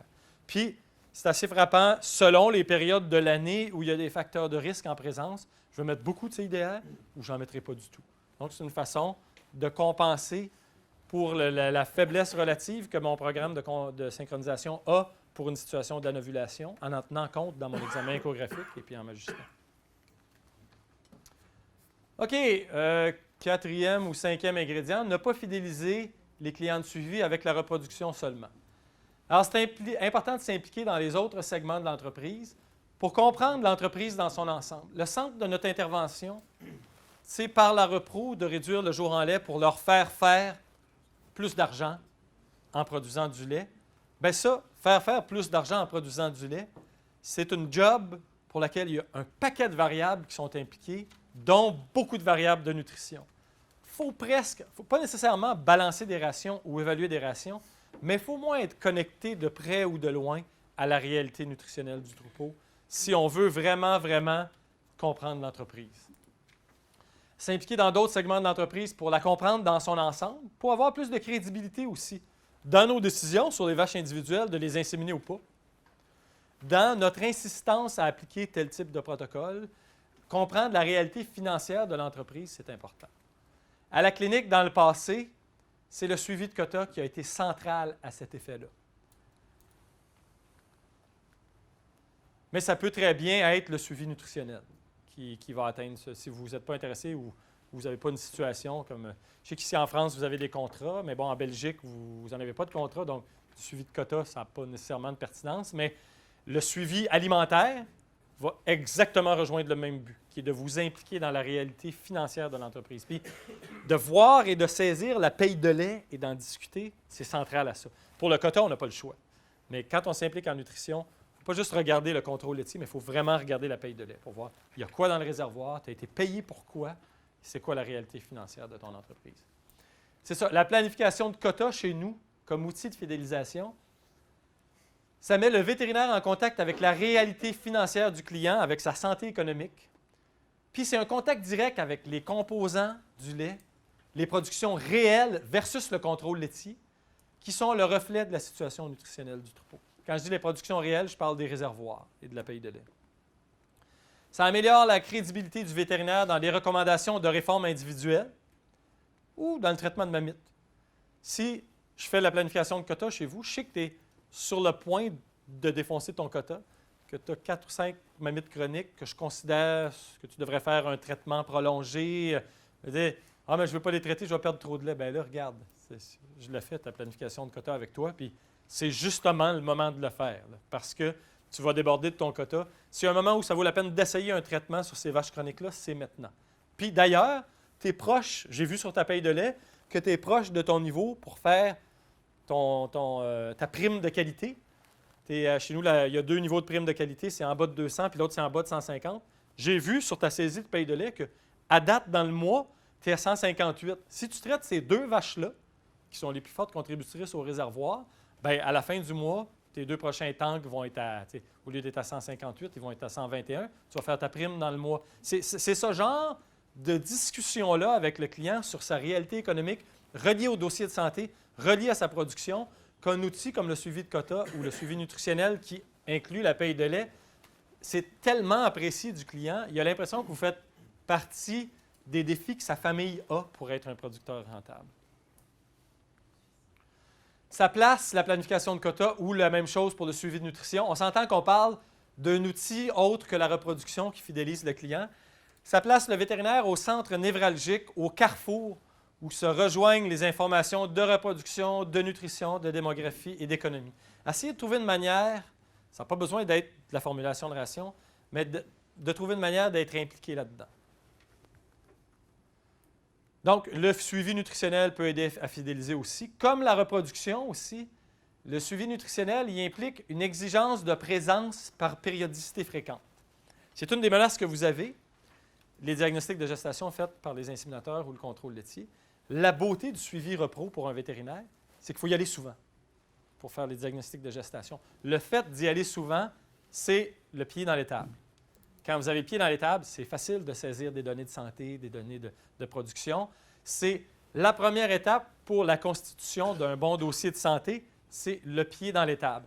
Il n'y a pas beaucoup de choses dans le service qu'on peut faire, autres que la reproduction, qui ont une exigence d'y aller souvent, mais la nutrition, c'en est un. Surtout vous, avec tous vos fourrages qui poussent été, hiver, n'importe quand, il y a des rations, des changements de rations, j'imagine, constants ou du moins fréquents. Bien, il faut, quand on fait de la nutrition, être souvent présent à la ferme pour tenir compte des fréquents changements de ration. Alors, si vous perdez, parce que vous faites moins les diagnostics de gestation, l'exigence de périodicité fréquente à la ferme, le suivi nutritionnel peut vous le donner. Pas de présence, pas de bon dossier de santé animale, ça nous met le pied dans l'étable. C'est ça. Par exemple, quand il y a de la compétition pour les diagnostics de gestation, c'est le genre d'outil qui va vous aider, tout en continuant à centrer votre dossier autour de la reproduction, d'avoir une raison de vous présenter plus fréquemment. C'est ce qui a fait chez nous que malgré la compétition du contrôle laitier et d'une compagnie qui offre des tests sérologiques sanguins sur le diagnostic de gestation, quand cette compétition-là dans le domaine du diagnostic de gestation est arrivée, elle a eu un effet pratiquement nul dans notre clientèle. On a continué à être la personne intervenante qui fait des diagnostics de gestation. Ingrédient numéro 5, s'adapter aux changements. Il faut voir les changements comme des occasions d'innover. C'est plus difficile rendu à mon âge, mais il faut essayer de voir les changements comme des occasions d'innover. Par exemple, les changements technologiques ou l'automatisation. Les protocoles de synchronisation de la reproduction qu'on appliquait chez nous presque de façon dogmatique, bien, en situation robot, ça ne fonctionne plus. Parce que c'est difficile d'aller donner toutes les injections. Puis, le gars, il a un moniteur d'activité de toute façon. Donc, il faut essayer de trouver des approches, comme je vous ai montré à la ferme Stirnemann ou comme je vous proposais en montrant le papier de Steven Leblanc. L'éleveur veut utiliser son moniteur d'activité, il y a un problème pratique à faire toutes les injections. Il faut s'adapter, comme dans mon cas type numéro 3. Un autre changement technologique, c'est une plus grande variabilité dans les sources de données. C'est fini pour nous le modèle où tout le monde est sur DSA producteur. Je prends ma clé USB, je saisis les données, tout va bien. C'est moi qui est garant de la tenue de son dossier, autant de mon ordinateur que du sien. Il faut que je m'adapte à des données qui viennent d'ailleurs et puis que je dois saisir d'une façon différente. Ça, c'est un exemple. L'été dernier, j'avais présenté sur le module quota du nouveau DSA, puis je montrais aux gens qui étaient présents, ça c'était mes troupeaux, leur taille à ce moment-là, ceux qui étaient en stabulation libre et ceux qui étaient en stabulation entravée. Vous voyez que les libres sont en moyenne les plus gros. ceux qui étaient sur l'ancien DSA vétérinaire, ceux qui étaient sur le nouveau. Il y en a quelques-uns que j'ai remigrés vers l'ancien DSA vétérinaire là-dedans. Ceux qui avaient DSA producteur en mauve versus ceux où je saisissais les données d'une autre source. Certains avaient conservé DSA producteur à la ferme pour l'utiliser comme outil de travail, mais la source des données était T4C. D'autres avaient conservé DSA producteur comme outil de travail à la ferme, mais la source des données était DairyPlan. D'autres, je ne sais pas où je l'ai mis. Un autre ici où il y avait DSA producteur plus Delpro à partir de son robot pour la production. Et un autre ici où toutes les données étaient saisies à partir de DairyPlan. C'est mon troupeau avec la salle de traite rotative. Des troupeaux qui étaient en robot, en salle de traite ou en attaché. Puis les troupeaux pour lesquels je faisais de la planification de quotas. Évidemment, il n'y a pas la colonne troupeaux pour lesquels je fais la reproduction. Je fais évidemment la reproduction dans tous ces troupeaux-là. Mais je voulais vous montrer que mais il y a des troupeaux où je faisais la planification de quotas dans l'ancien DSA, puis d'autres où je le faisais dans le nouveau DSA. Je ne suis pas en train de vous dire que vous devez faire de la planification de quotas.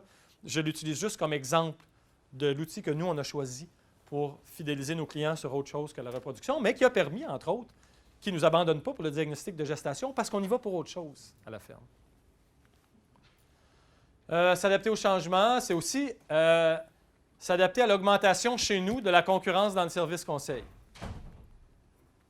Oui, le service conseil, c'est l'avenir. Vous êtes ici probablement parce que vous voulez, entre autres, migrer votre approche de médecine individuelle ou de médecine de reproduction sans tenue de dossier vers une approche où vous avez des suivis intégrés, où vous intégrez plusieurs données et que vous tenez le dossier de santé. Oui, c'est l'avenir de faire du service conseil. La seule chose, c'est qu'il y a de la compétition dans le service conseil. Vous en avez aussi dans le diagnostic de gestation, mais vous en avez dans le service conseil. Il y a de la compétition en nutrition, il y a de la compétition en repro, il y a de la compétition en gestion et en régie aussi. On est en compétition dans ces trois champs-là. Avec qui? Chez nous, en nutrition, c'est avec le contrôle laitier, les meuneries, les feed mills. En repro, c'est les compagnies de salles de traite, le contrôle laitier et les inséminateurs, quoique pas pour le diagnostic de gestation, et la compagnie qui vend le test de gestation sanguin. En gestion et en régie, on est en compétition avec tout le monde, avec le contrôle laitier, avec les conseillers financiers. Donc, qu'est-ce qui vous distingue de la compétition? Est-ce qu'il y a une corde que vous êtes seul à avoir à votre arc? Bien ça, on en a parlé ce matin, puis on l'a déjà dit. La corde que vous êtes le seul à avoir à votre arc, c'est le curatif. Okay? On est des vétérinaires. Okay?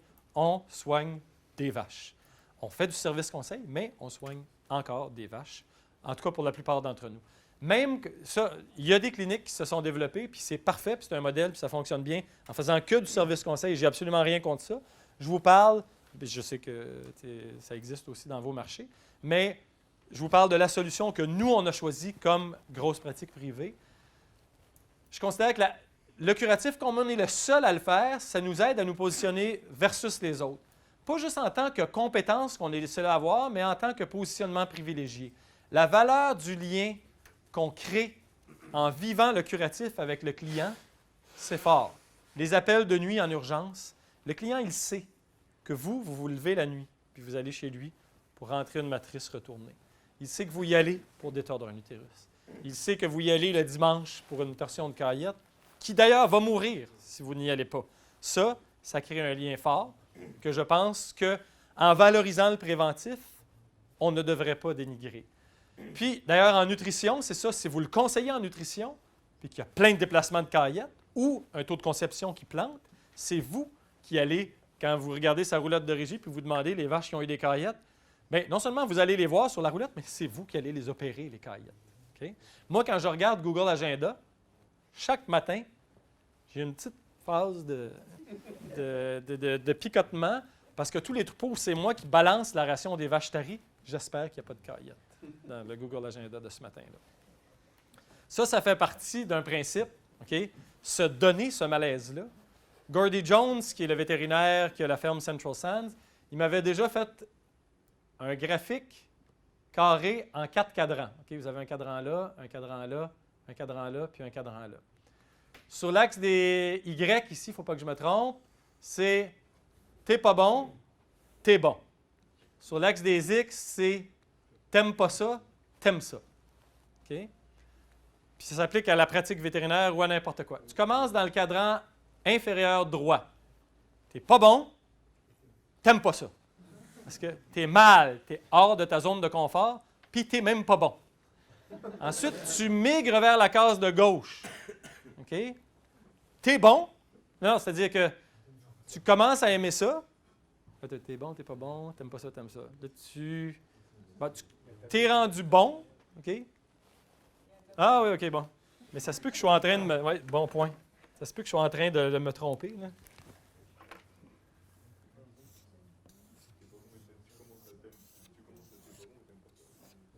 Tu commences en bas, t'aimes pas ça. OK. T'es pas bon. Le début de ta carrière. C'est-tu ça? Vous voyez le principe? Ça se peut que je me sois trompé. Tu migres vers... t'aimes ça, mais t'es pas encore bon. Ensuite, tu migres... T'aimes ça, mais t'es pas encore bon. Tu migres ici vers t'es bon. T'aimes ça. OK? OK? Là, ça ici, c'est le summum de ta carrière. Tu es rendu bon, puis t'aimes ça, puis t'apprécies, puis les gens t'apprécient. Là, tu migres ici. T'es bon, t'en as marre. T'es tanné. Tu fais la même chose, t'es déjà rendu bon, ça ne t'apporte plus de satisfaction. Attention. Si tu ne fais pas attention, tu vas cesser de te passionner par ton métier, tu vas cesser de t'adapter au changement, tu vas cesser d'apprendre des nouvelles choses. Tu vas continuer à ne pas aimer ça, mais relativement aux autres, tu vas devenir pas bon. Alors, ce qu'il faut faire, c'est de se tasser. De se tasser vers quelque chose que tu aimes, mais dans lequel tu n'es pas encore bon. Exemple, prendre de la marche pour apprendre à utiliser un logiciel de suivi de quota. Ou, si tu es déjà bon en suivi de reproduction, apprendre à faire du suivi de nutrition ou du suivi de santé de la pie. Il faut constamment se sortir de sa zone de confort, mais ça implique d'accepter de se mettre en relatif inconfort. Comme moi qui a commencé à faire des rations, puis qui regarde le Google Agenda le matin, je ne suis pas tout à fait encore au sommet de mon art, mais c'est bon, j'aime ça par contre. Mais j'espère migrer vers être bon puis aimer ça. Vous comprenez la logique? Et ça vient de Gordy Jones. OK, s'adapter au changement. Donc, à la clinique à Quaticook, on avait tellement un modèle fort en médecine préventive qu'on avait probablement négligé au fil des années le curatif. Chez nous, la qualité de la médecine individuelle était menacée, entre autres, par les diagnostics approximatifs basés sur iPhone. Je ne sais pas si vous avez ça. Des clients qui vous envoient une photo de la vache, puis sur iPhone, puis qu'est-ce que je fais avec? Quel traitement je fais? Okay. Ou qui vous envoie un message texte. Ouais, elle a la même chose que l'autre a eu, là. Mais elle, c'est un peu plus ci ou ça. Qu'est-ce que je fais? C'est ça. Donc, on répond parce que nos clients ont nos numéros de cellulaire, parce qu'on fait partie de la famille, parce qu'on fait du suivi de préventif. Il y a ça, puis il y a aussi simplement le fait que depuis 20 à 30 ans, il y a tellement eu de focus sur la médecine de troupeau à la faculté. Et nous, dans notre sélection de jeunes finissants, et dans les finissants qu'on attirait, parce qu'ils savaient qu'on avait un modèle de médecine de population fort, qu'on s'est mis à avoir des jeunes finissants chez nous, probablement au contraire de vous, qui arrivaient à la clinique, on leur faisait faire du curatif, puis j'ai vu un jeune praticien qui était là depuis 5 ou 6 mois revenir d'avoir vu un veau en diarrhée qu'il avait mis sur perfusion. J'ai dit, OK, as-tu pris un échantillon de fumier? Non. C'est comment ça? Non. Il dit, c'est tout le temps la même chose. De toute façon, ça ne sert à rien. Et je me suis dit, pour un vétérinaire qui est arrivé comme moi à certaines années de pratique, qui a développé un peu une habitude de pilote automatique, de faire des diagnostics basés sur son expérience clinique, c'est, sans être excusable, peut-être plus compréhensible de ne pas faire de diagnostic approfondi dans des cas curatifs, mais pour quelqu'un qui vient de commencer sa carrière, qui n'a pas encore de réflexe clinique, qui a encore un bagage de connaissances à acquérir, puis qui n'est clairement pas encore un vétérinaire de suivi de troupeau, je me suis dit que si on en était rendu là, on avait un problème. Et en même temps, les vaches individuelles, à ce moment-là, valaient super cher. Nos clients avaient soif de nous faire traiter des vaches et de les sauver. Pas qu'on arrive, puis qu'on la regarde, puis qu'on s'en aille, parce que dans le fond, c'est le troupeau qui est important. Puis, okay. Alors, on était rendu Je vous parle de notre modèle fort en médecine de population, mais on avait sacrifié un aspect de la médecine vétérinaire qui m'apparaît important. C'est une constatation qu'on a faite, que l'érosion des capacités en médecine individuelle chez les jeunes et chez les vieux était peut-être allée trop loin. La solution, j'ai appelé un professeur à la faculté, Gilles Fecteau, et j'ai expliqué notre problème. J'ai dit, on est un gros groupe, on est 15 vétérinaires. Si on commence à décider d'aller se former en curatif dans des congrès, puis ramener l'information, de l'échanger, on n'y arrivera jamais. Nous, on est prêt à... As-tu un jeune résident, toi, qui est en train de finir sa résidence en médecine interne, qui pourrait, sur des sujets qu'on lui demande, venir nous donner des formations à la carte à la clinique? On va le payer. Puis, on va faire approuver les heures de formation continue par notre ordre de médecins vétérinaires. On va tous avoir eu la même formation en une journée, les 15 vétérinaires. On va tous avoir 5 ou 6 heures de formation continue enregistrable et on va profiter de l'occasion pour faire un consensus sur une question. On en a fait un sur les hématologies et biochimie en pratique bovine privée avec Dr. Fecteau. Puis, à chaque fois, on fait une journée producteur sur un sujet connexe. On se donne un consensus, une approche, on la présente à notre clientèle pour leur dire comment on va valoriser la formation qu'on a eue. L'autre qu'on a eu, c'était sur le syndrome de la vache à terre, des vaches qui ne se relèvent pas suite à un traitement, de comment les gérer, les fluides, les biochimies. On a acheté des animal skidders, qui sont des espèces de gros tapis en plastique sur lesquels on peut glisser une vache pour l'amener à un endroit où elle va être plus à l'aise, etc., etc. Donc, on a réagi à ce manque-là qu'on s'était créé à la clinique. Puis, on a décidé de valoriser, dans notre façon de fidéliser les clients aussi pour notre suivi de troupeau, de valoriser la médecine curative qu'on a constaté qui était un manque dans notre pratique. Donc, on l'a fait la première fois par demi-journée de grand groupe de 7 à 10 vétérinaires pour que l'autre moitié du groupe travaille encore sur la route.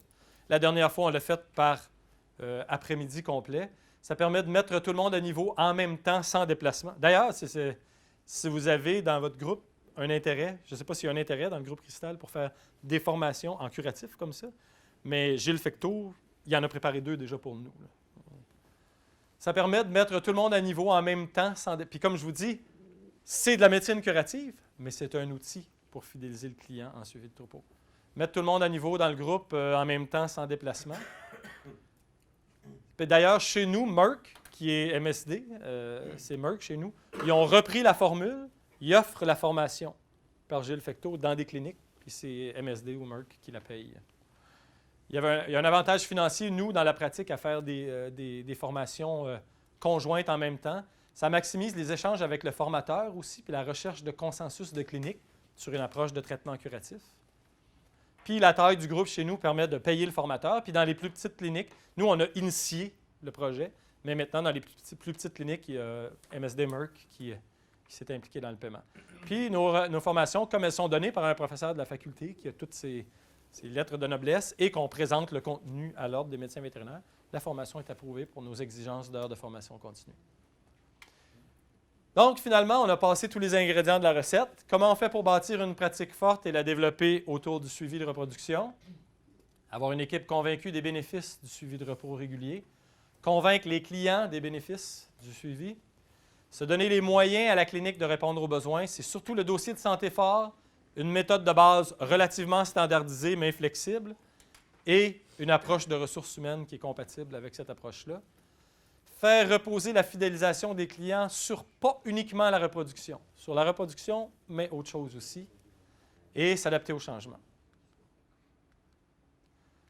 Ce qu'on veut à la clinique chez nous, c'est être les intervenants prioritaires chez nos clients. Qu'il y ait plusieurs intervenants, mais qui nous identifient, nous, comme les intervenants prioritaires pour toutes les questions de santé animale, de productivité et de gestion. Appuyer ce statut privilégié-là sur notre compétence, oui, mais aussi sur notre approche de service et notre sensibilité à nos clients et à leurs animaux. Puis finalement, maintenir notre statut en basant la fidélisation de nos clients sur la qualité de notre dossier de santé animale, qui est centré, oui, sur la reproduction. Maintenir, OK. Puis face aux défis modernes qui menacent le maintien d'un dossier de santé animale de qualité, trouver des façons d'enrichir notre offre de services qui permettent de garder le pied dans l'étable pour rester en contact avec la réalité de nos clients. Merci. Ça, c'est la fin.